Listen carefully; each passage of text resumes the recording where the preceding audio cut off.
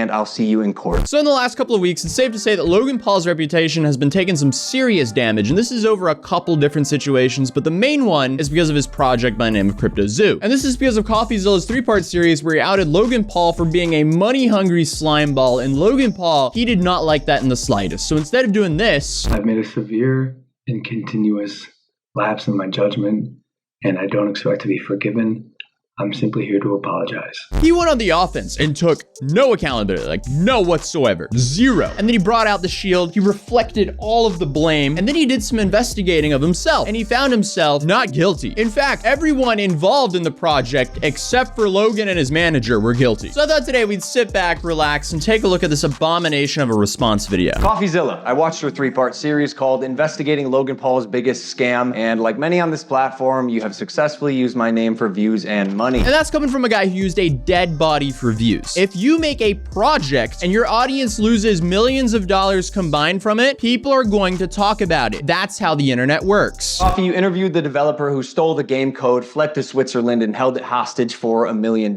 Well, his name is Zach Kelling. Surely, as the internet detective that you proclaim to be, you would know that he spent time in prison for multiple felonies, one for aggravated robbery, armed robbery at a liquor store, and the other for, surprise, obstructing the legal process. I can see why you kept him anonymous. But you decided to work with him and promote this project to your audience. It doesn't matter who he is, he's just interviewing the person who worked with you. We'll be calling Z here. I guess among many things, it doesn't surprise me that he lied about having 30 engineers and a $50,000 a week burn rate. On my end, I have 30 engineers. I'm burning $50,000 a week. Which, side note, is how this delusionist landed on the $1 million code ransom, but it turns out he only had 3 engineers. Wouldn't someone with journalistic integrity know their credible source had not only an agenda, but a fondness for orange jumpsuits? Wouldn't someone who cares about their reputation not build an entire company with someone like this then? And I know what you're thinking. What type of idiot would work with an unsavory individual like Zach Kelling?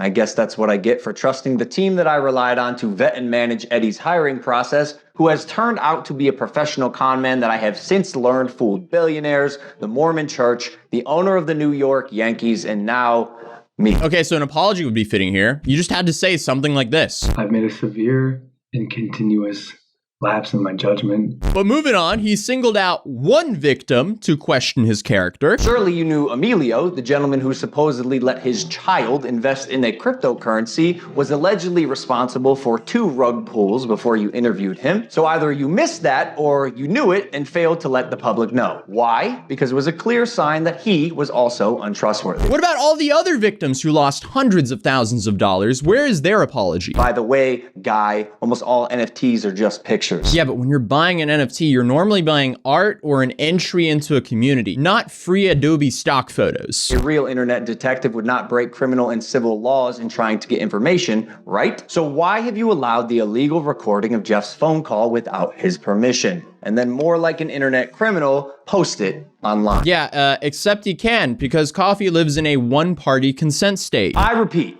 Jeff and I made no money and will never make any money on Cryptozoo. In fact, we only lost money trying to pick up the pieces. As has been the case with dozens of crypto and NFT projects, the space is unfortunately ripe for bad actors to infiltrate projects that start with even the best intentions. Okay, but apologize for hiring bad actors? Even after 12 months of work, you've still managed to overlook one crucial piece of information.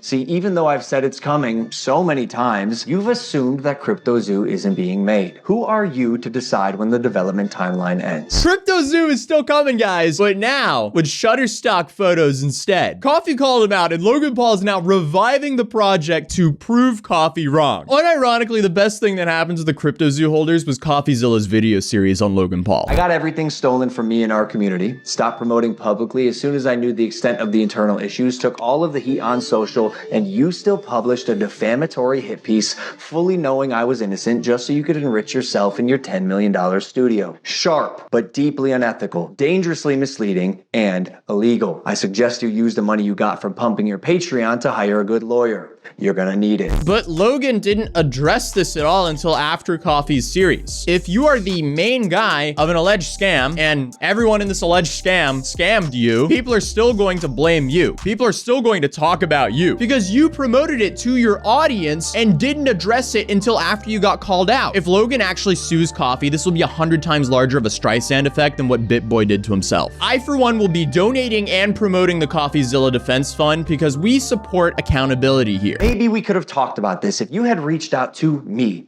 personally, not my manager, Jeff, who is not me, Steven, but the first time you did was on Christmas Eve after you released your series so you could rely on false statements and unreliable people used recklessly. My guy, if you have tens of millions of subscribers, reaching out to your manager is reaching out to you. You can't use your manager to deflect because it's your manager's job to relay that to you because clearly this is pretty important. And honestly, it sucks that after years of personal reform, going through trials and tribulations and busting my ass to evolve into a person that I can say I'm actually proud of, you led the charge to drive and monetize a narrative telling millions of people that I'm a fraud or I tried to scam my audience. That is patently false. Sure, okay, let's say for the sake of Logan Paul's argument here that Crypto-Zoo was not a scam. What was Dink Doink then? What up, Dink Doink Telegram?